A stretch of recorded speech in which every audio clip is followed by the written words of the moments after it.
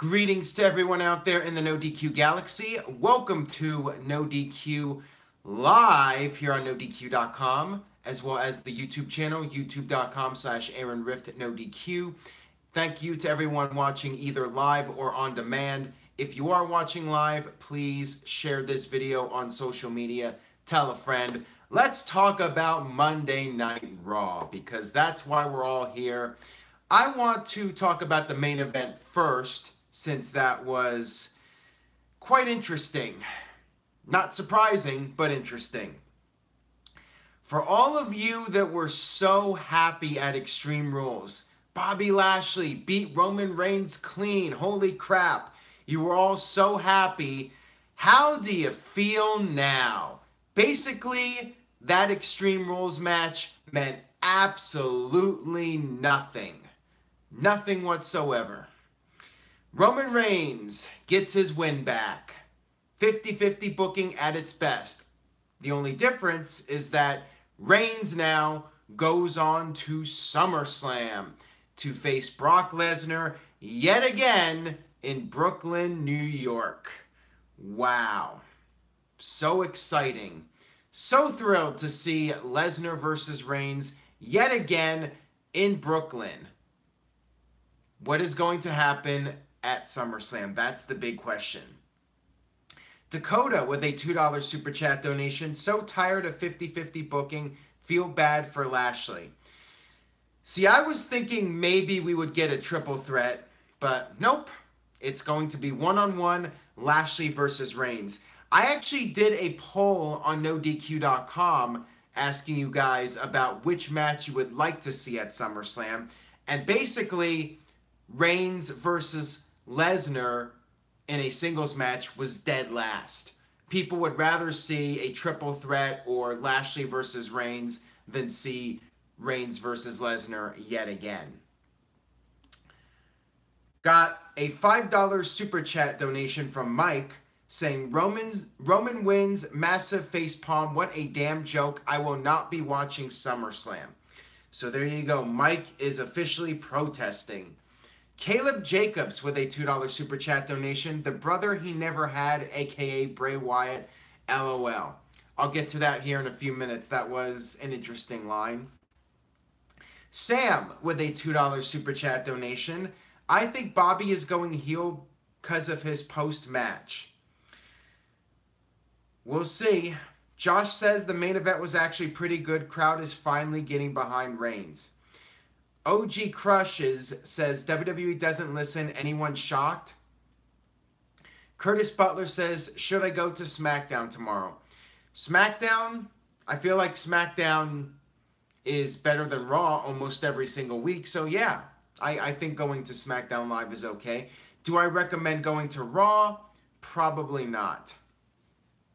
I feel like the likelihood is that we are going to see a cash-in from Braun Strowman, but that's all up in the air right now.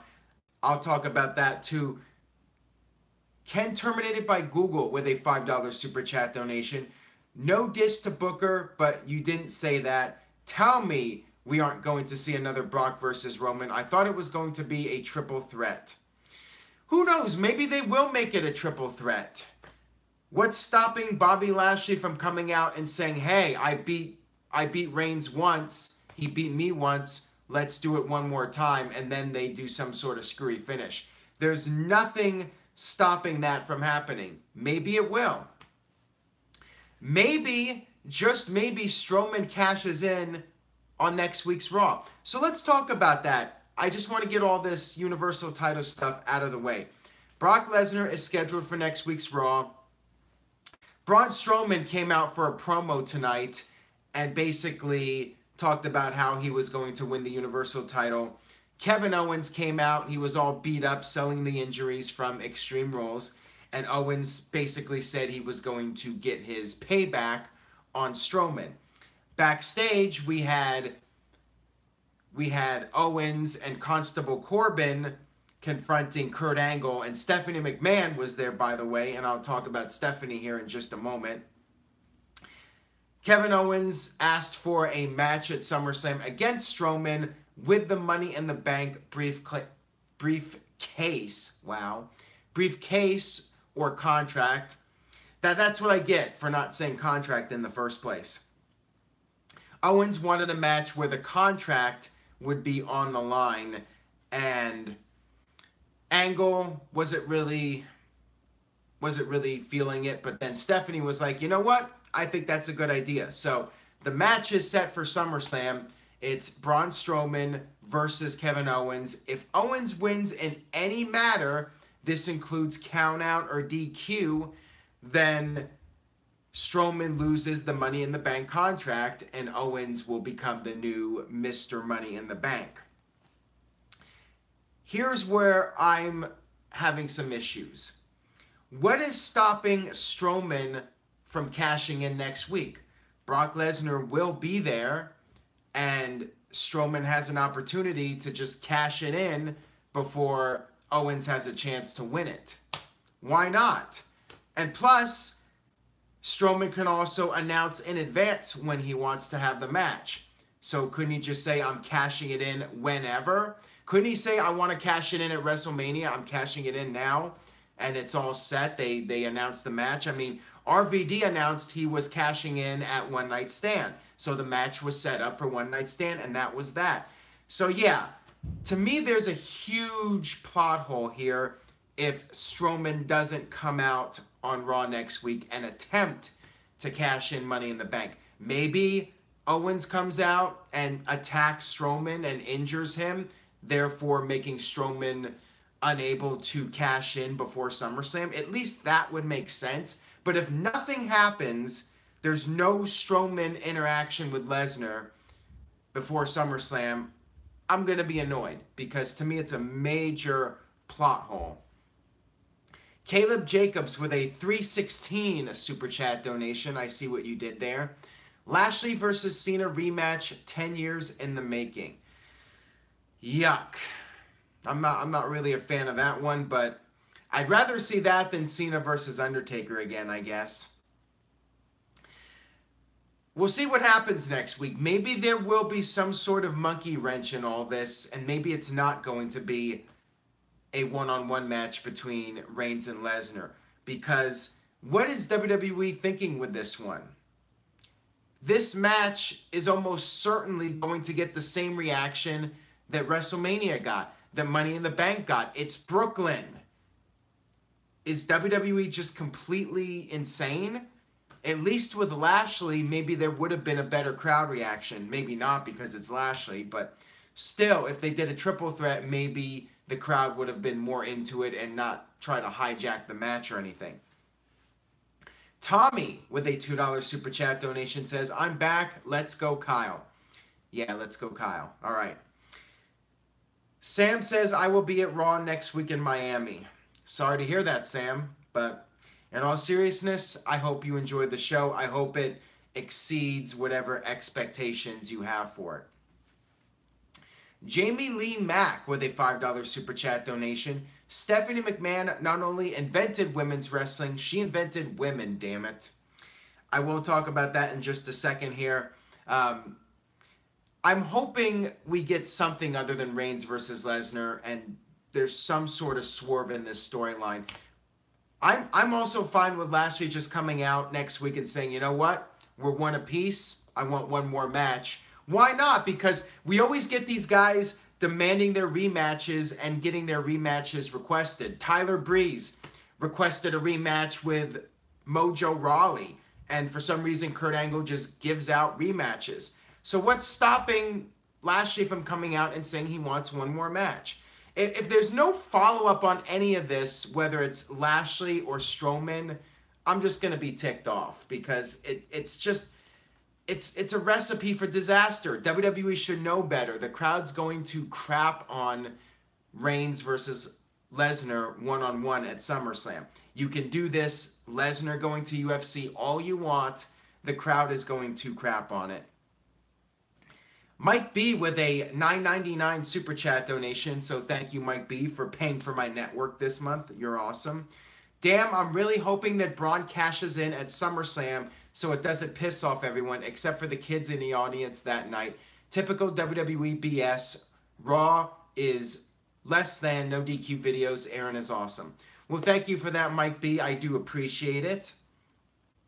Maybe that will happen. Maybe Strowman will cash in at some point, maybe before SummerSlam or maybe at SummerSlam. But like I said, it doesn't make sense if Strowman doesn't attempt to cash in next week with Lesnar actually being there. Tommy with a $2 Super Chat donation. Fans will walk out. Strowman winning won't stop it. I heard traffic is a bitch in Brooklyn. So yeah, I think people can beat the traffic for sure if they wanted to and actually protest the main event. We'll see what happens. So yeah, not sure how I feel about it, but I wasn't really surprised, quite frankly. All right, so enough of all that. Let's talk about the beginning of Raw, which perhaps was the bigger story. Time will tell. We had the entire roster, including people from SmackDown, including Nikki Cross. So I guess she is officially called up. Is she going to be part of Sanity after all? Are they going to just throw her on Raw? It wasn't really made clear, but she was there as part of the main roster. We had Vince McMahon appear on Raw. I'm trying to remember the last Vince TV appearance. Was it Kevin Owens when Owens did the headbutt? Somebody in the chat let me know. I believe that was his last appearance, but he might have done something else since then, like after WrestleMania or something. I just don't remember his appearance. Raw 25. Thank you for that. Yeah, you're right, Caleb, with Austin. Yeah, I totally forgot about that. Yeah, it was Raw 25. All right, so Vince was there, so you know this was a big deal. Vince introduced Triple H and Stephanie. So interesting that Vince and Triple H were here. I wonder if WWE did this because they were afraid that if Stephanie was out there by herself, the crowd might boo her or do the what chants at her.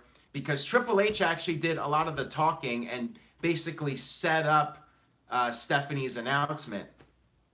And Triple H, you know, was very sincere and the crowd wasn't going to do the what chants at him.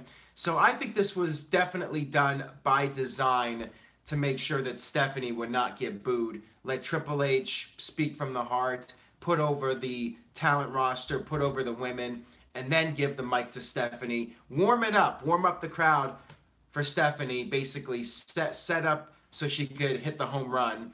And Stephanie, of course, made the announcement that October 28th, Evolution is a Mystery. The pay-per-view, named after the faction ran by Triple H. Coincidence or not? I know some people are kind of having mixed feelings about that. Interstate Kyle with a $2 Super Chat donation. Vince suspended Roman before WrestleMania. Remember? Oh, that too. I forgot about that also. Wow. That's bad when the last Vince segment I remember was getting beat up by Kevin Owens. Boston Punk says, full of change that no one sees. So what do you guys think about the name Evolution for the pay-per-view? I just feel like, was this the best name WWE could come up with? I mean, you have the faction Evolution. They could not have come up with something else that would have been empowering or something to represent what the women have gone through to lead up to this big pay-per-view. I just feel like it was lazy. It feels like not much effort was put into it. I'm sure a lot of you could have come up with a better name. Tommy with a $2 Super Chat donation. Will Rift Aronson be crashing the women's pay-per-view? I haven't heard from Rift Aronson. He did make an appearance in the chat room a few weeks back, but I think he faded away back into obscurity. So I don't think we're going to see him, quite frankly. I am looking forward to the pay-per-view. I know some people are asking me about it. For those of you that missed it, on NoDQ Live, a special call-in edition from this past Saturday, I did talk about the pay-per-view.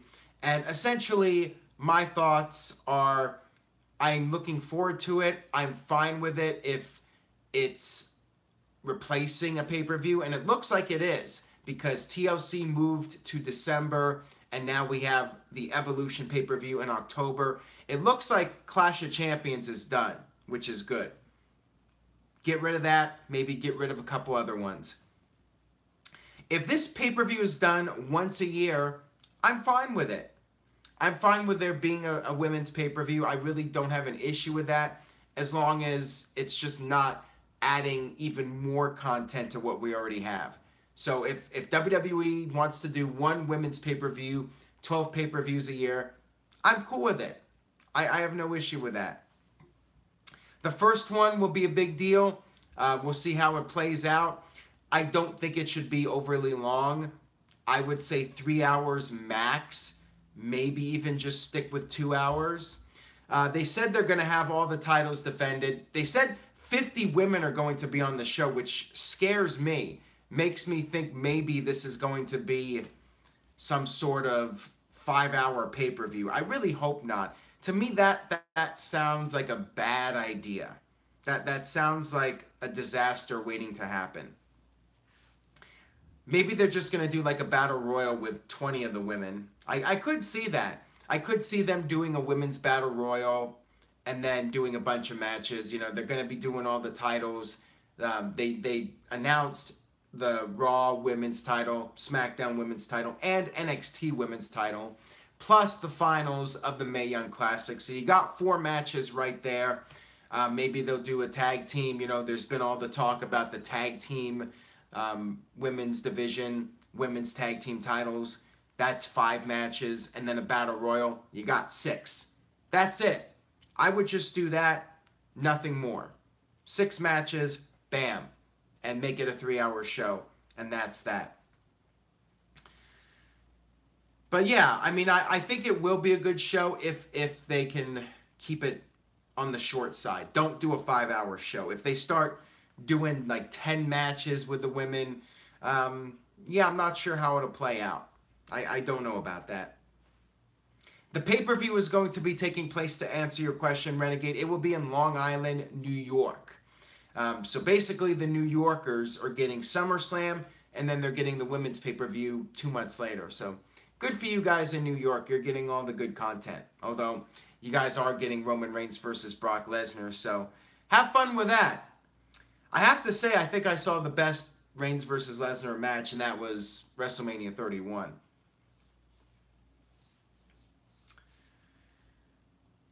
Jonathan Perez says, all you need is a white t-shirt and some dope bars. Hashtag Aaron Shady.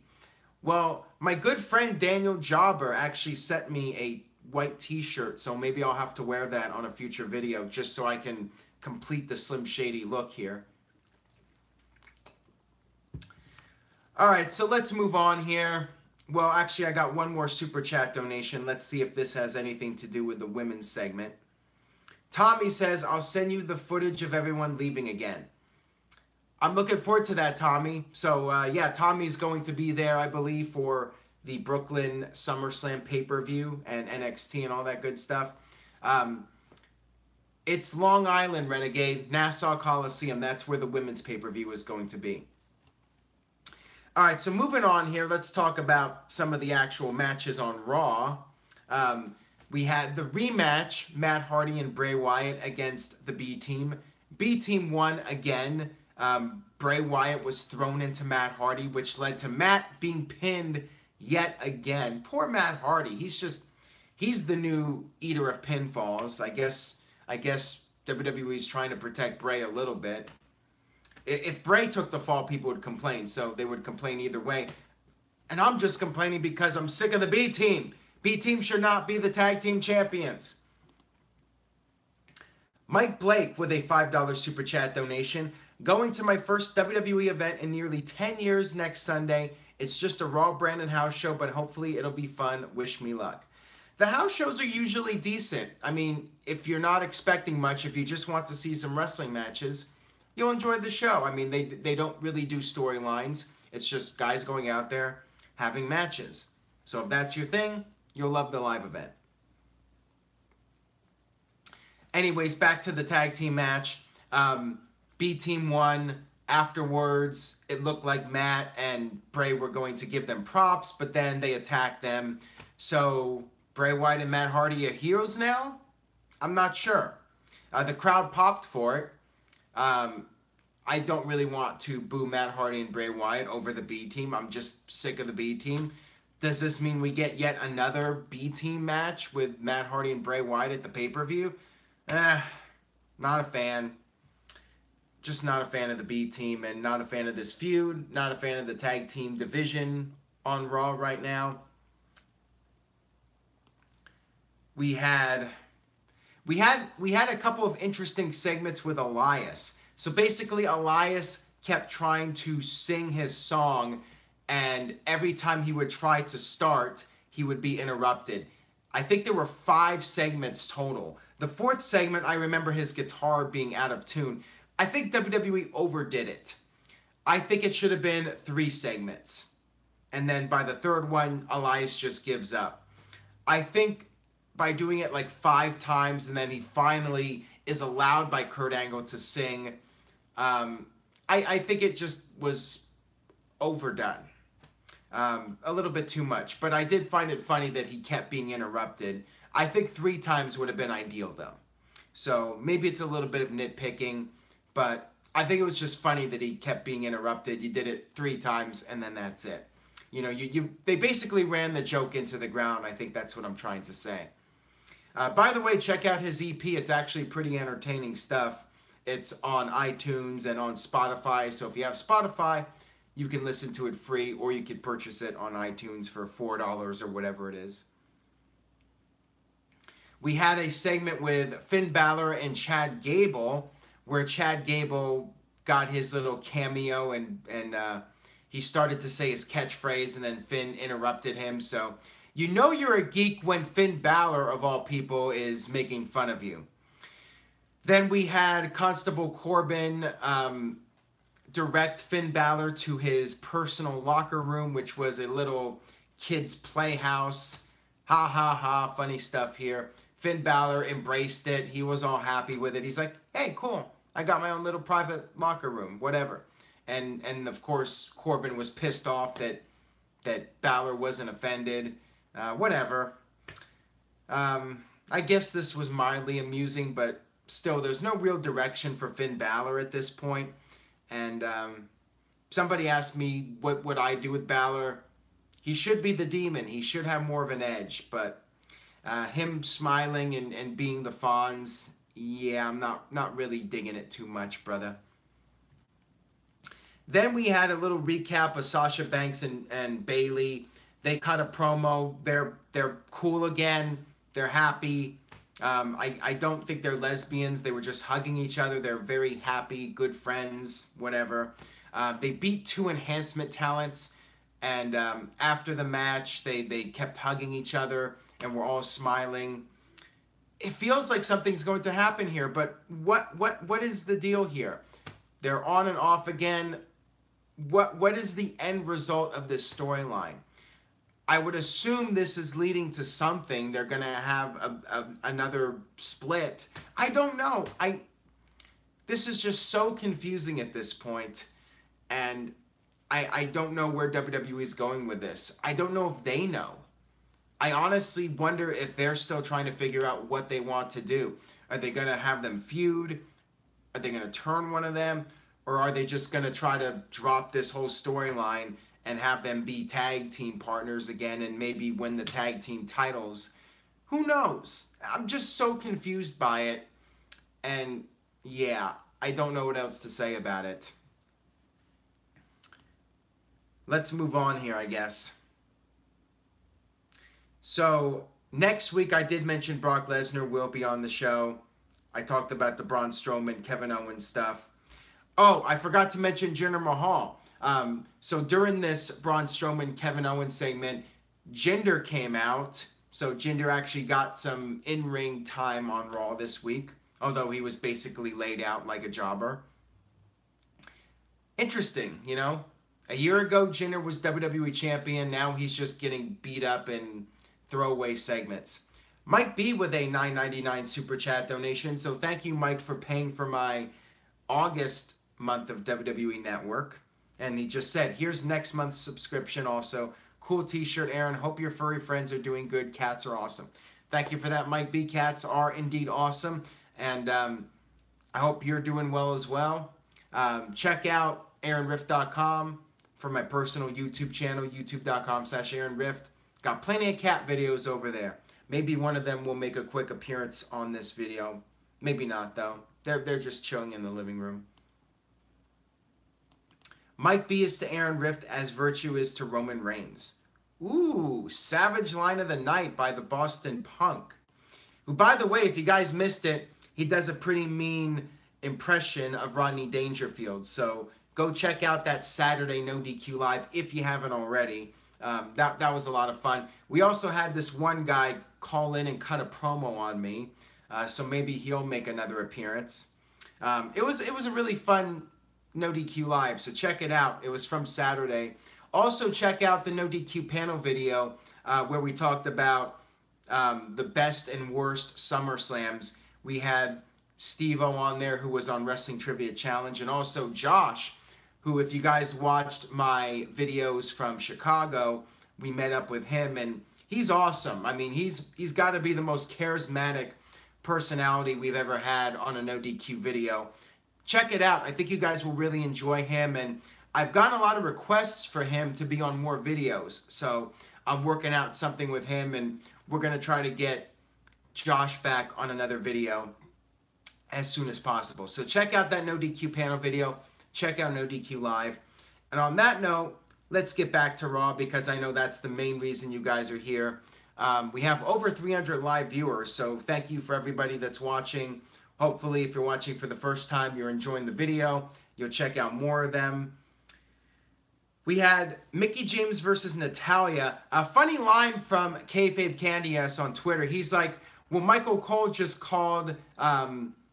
he basically gave away the match, according to Kayfabe Candy S, because Michael Cole said that Natalya was against a very game Mickie James. Now, usually when that's said, that's after somebody loses, so...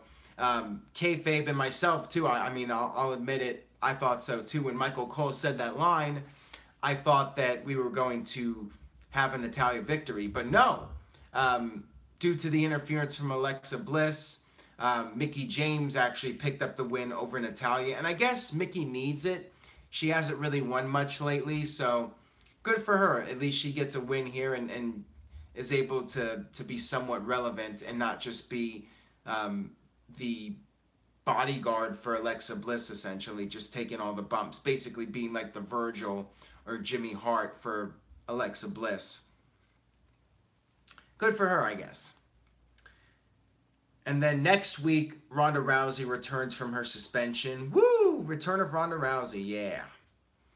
Then we had Finn Balor versus Drew McIntyre, and this was just one of the typical WWE segments where they do a match, Dolph Ziggler interferes for the DQ, and then Seth Rollins makes the save, Kurt Angle comes out, and you guessed it, same thing that happened on SmackDown, but instead of Paige, it's Kurt Angle making a tag team match. I hate these segments with a passion. When they do the one-on-one match, somebody interferes, somebody makes the save, GM makes a tag team match immediately afterwards. I'm so sick of it. And every time this happens, I take a letter grade down for Raw. So this show automatically goes down one letter grade because of this. What letter grade do I give Raw overall? You'll have to wait and see on that. I wish they had just done a tag team match. Just straight up do a tag team match. But of course, Raw's a 3-hour show. They got to have all the filler. They got to drag it out. I'd rather they just do the tag team match and just skip the whole one-on-one match. Ends with a DQ, interference, GM comes out. Then you do the tag match. Just get to the point. Do the tag team match. Just my opinion. And yeah, every time WWE does this from now on, letter grade goes down. One letter. Got another super chat donation here from Tony Britton, Playa. Dub Bones says, you take grades down for Raw? I usually start in an F and try to work my way up. That's basically how I am at this point. Rift Aronson is back, but I think that's a fake account because the real Rift Aronson actually has his picture with the beard and the beanie. So yeah, I don't think that that's the real Rift Aronson. I think that that's a fake account. Maybe it's Virtue. I heard a rumor that Virtue has been making fake accounts and harassing people. Don't know if it's true or not, but who knows. Josh with a $2 super chat donation. No comment, but thank you for that, Josh. I appreciate it. All right, so the tag match was actually pretty good. I would say the best match on Raw. And Seth Rollins picked up the win over Dolph Ziggler, and that led to Rollins wanting one more match with Ziggler, and Kurt Angle made the match. So at SummerSlam, one more time, it will be Dolph Ziggler versus Seth Rollins. Weird booking here. We go from an Iron Man match to, I guess, another regular match. I mean, you would think that they would have to do some sort of stipulation because going from an Iron Man match back to a regular match at SummerSlam, isn't that kind of backwards when you do it the other way? Do the regular match at the B pay-per-view and then at the bigger pay-per-view you do the stipulation match? Yeah. I mean, I guess they could add a stipulation to it, but if they just do a straight up match, to me it's backwards booking. It feels like something TNA would do, actually. Although I have heard that TNA put on a good show with Slammiversary. I did see some YouTube clips that they posted, and I'll just go ahead and say real quick, it looked like a good show based off of what I saw and what I read. And I do like the setup they had in that nightclub. I mean, it wasn't really an arena. It was basically like a nightclub that they put they put a ring in the middle of the building and tried to make somewhat of an arena out of it. And I like the camera angle they had with the hard camera facing the stage.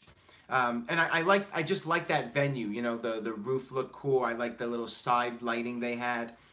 If you cannot fill up a regular arena and you have to resort to doing a show in a nightclub, this was probably the best venue they could find. I mean, it looked good. So I will give Impact Wrestling credit on that.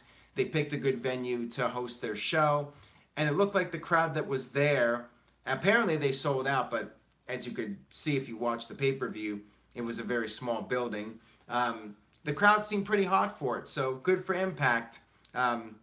Still not sold on giving them another shot, though.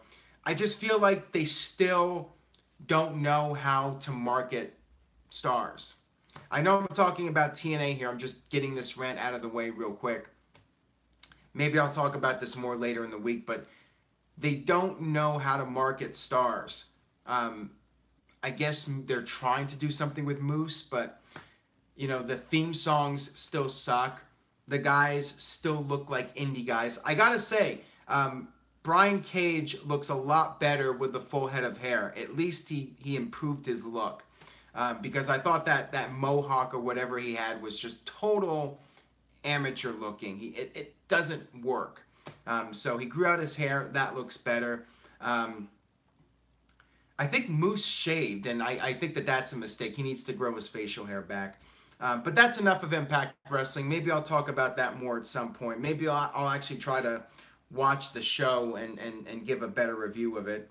But yeah, I feel like they're still lacking. They need Jim Johnston for the music. That's one thing they can do.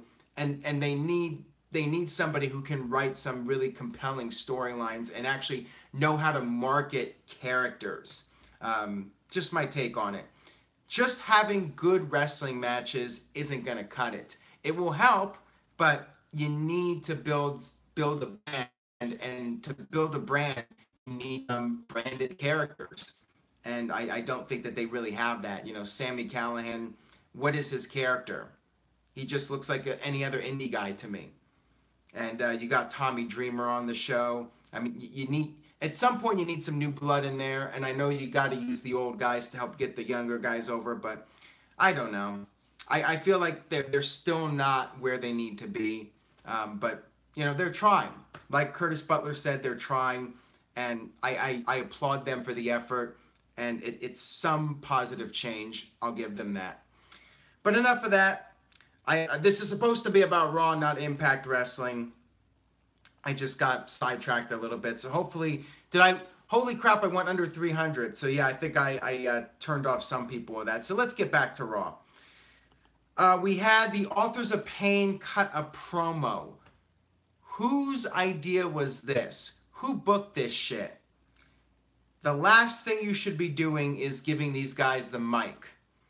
This should never happen again. These guys were so green on the mic, so awkward. I could barely understand what they were saying. I mean, they had these accents. This is why they need a manager. This is why Paul Ellering was perfect for them. These guys should not be talking. It just completely ruined their aura as badasses. I mean, it really did. It wasn't as bad as, like, I'm trying to think what was really bad. I mean, when Goldberg first talked, it was kind of awkward, but I don't think that was as bad as this. I'm not sure if I can think of anything as bad as this. I'm sure there are cases where somebody talked and it just didn't work. Sting, when he talked for the first time after doing the Crow gimmick for so long, that was bad. But at least Sting knows how to talk. These guys just could not cut a promo, and they're better off not talking. I'm sure I could think of a good example of where there was a worse case where somebody just could not talk, and when they did not talk, they did really well, but then when they did talk, it just kind of ruined them. Oh, Braden says China. China was a pretty awkward one. I remember the first promo she cut when she told Mankind to come down and kiss her ass. A little weird, but even that I don't think was bad. And like W Glass 90 said, Goldberg was hit and miss on the mic, but Authors of Pain should definitely not be talking. Masked Ninja 76 says, he left a $2 super chat donation. He said, Authors of Pain remind me of 3-Minute Warning. They remind me of like D'Lo Brown's like younger cousins or something. I don't know. But it seems like they're trying to change their look. And I like how they have to wear their name on their outfit now so fans actually can tell them apart. I thought that was quite funny. Although I still don't know which Uso is which to this day. DJ Whitey with a $5 super chat donation. You said it now, you're getting it, Aaron. You weren't a fan of Strowman winning the briefcase, and now I think Kevin Owens is winning it at SummerSlam. I don't mind it, though, really. See, if Strowman attempts to cash it in on Lesnar, and then Owens comes out and prevents it from happening because he wants the briefcase opportunity, that at least makes sense in storyline. If nothing happens with that, to me that's a big plot hole. And that's pretty much all I have to say about it.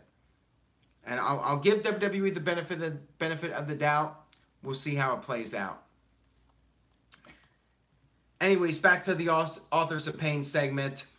They said they wanted some challengers, but they did not want to face Titus Worldwide again. Of course, out comes Titus Worldwide. Titus cut a promo, and even Apollo spoke a little bit. Apollo was better than Authors of Pain, but that's not really saying much. And then we had Titus Worldwide clear the ring of the Authors of Pain. So yeah, I guess this feud must continue. Yawn, boring. I'm pretty sure I said last week that Authors of Pain should have just beaten these guys once, move on to the next team. So of course they're having a feud with each other. I did mention Mojo Raleigh earlier, speaking of doing the same match over and over again. Mojo Raleigh beat Tyler Breeze again. More filler when you have to do the same exact match over again. And Bobby Roode did cut a little, they did one of those old style insert promos where, you know, Bobby Roode was on the screen, you know, the little picture with him cutting a promo. whatever. This was the only Bobby Roode appearance. Poor Bobby Roode. He's feuding with Mojo Raleigh now. Speaking of rematches that were just designed to fill time, we had another match between Ember Moon and Liv Morgan. And Ember Moon won. Sarah Logan was banned from ringside because of the interference. So I like how finally, after what, like 6 months of them interfering in each other's matches, all of a sudden Sarah Logan's banned from ringside? Really? Yeah, okay. Anyways, yeah, Ember won. And lots of filler on this show, I gotta say. There were a few big moments, but a lot of filler. Now, let's see if there's anything I missed. I think I pretty much covered everything. Yeah, I did. If there's anything else I missed, I'll go ahead and recap it, but I think I covered all the big moments on Raw. I mean, the big moments, obviously, the announcement of the women's pay-per-view, Roman Reigns and Lashley, setting up Seth Rollins versus Dolph Ziggler. So Raw, I would say Raw was better than the last couple of weeks, but if you watch those other videos, you know that's not saying much. The last couple weeks of Raw, I think I gave 2 or 3 big Ds to Monday Night Raw. This week, Raw's not getting the D. I think it was better than the last couple weeks, but still, I had my issues with it. But then again, we got to see how things play out. So if things play out okay, then this Raw won't feel as bad to me. I'm going to give Raw, I'm going to be generous and give it a C+. Little better than average because of the women's pay-per-view announcement, and I thought the tag match was good, and I did enjoy the Elias interruption segments. It had its moments. C+. Being generous this week. If it wasn't for that BS with Teddy Long tag team special, maybe I would have given it a B. People are saying I need to be drug tested for giving it a C+. I know people are not happy about the Reigns thing, but are you really surprised? I mean, see, that's the thing. When you set your expectations so low, you really don't get disappointed. I thought, okay, yeah, Reigns winning this. Maybe they'll do a triple threat. Maybe they still will. That's why I'm going to give WWE the benefit of the doubt, if I could say that without stuttering. Benefit of the doubt. We'll see what happens. Maybe they'll make it a triple threat next week. Maybe Lashley will come out. I'm not going to get my hopes up on it, but maybe it will happen, and then I'll feel like an idiot if I did give the show a C- or a D+, and they did redeem the storylines next week, then I would feel like an idiot. So I'll just be generous with the C+. I am going to see what you guys thought about the show over on NoDQ.com and check out the poll. Last week was pretty terrible. I think it was something like 25% thumbs up, 75% thumbs down. I have a feeling the show's going to get some bad feedback because of the Roman Reigns victory. Just by default, people will hate on the show. So let's see. Did you enjoy the Raw? Ouch. Okay, yeah, this was pretty bad. 21% yes, 79% no. So basically 20-80. 80% of the people that voted on NoDQ so far gave it a thumbs down. Ouch.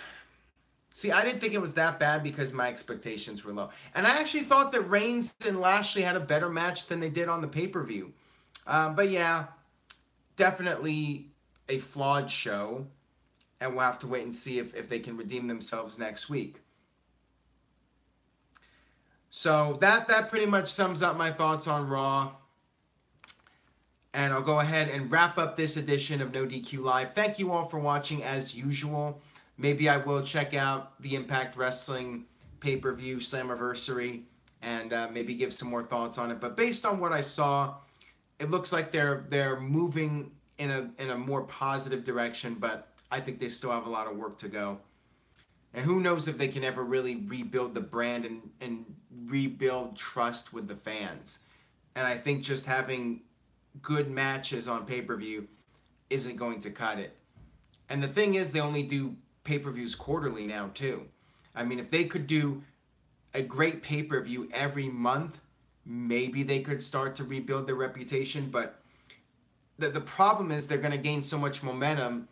They're only going to gain so much momentum by doing one pay-per-view every 3 months. That's the problem. You know, they'll do a great pay-per-view. Maybe they'll get a little bit of buzz, but then they do, you know, 4 or 5 weeks of tape shows, and they lose that momentum, and then they don't do another pay-per-view until October. So it's baby steps for them. It's going to take a while. All right, that'll wrap it up for NoDQ Live. Thank you all again for watching. Stay tuned to NoDQ.com for the very latest, and I will see you guys next time.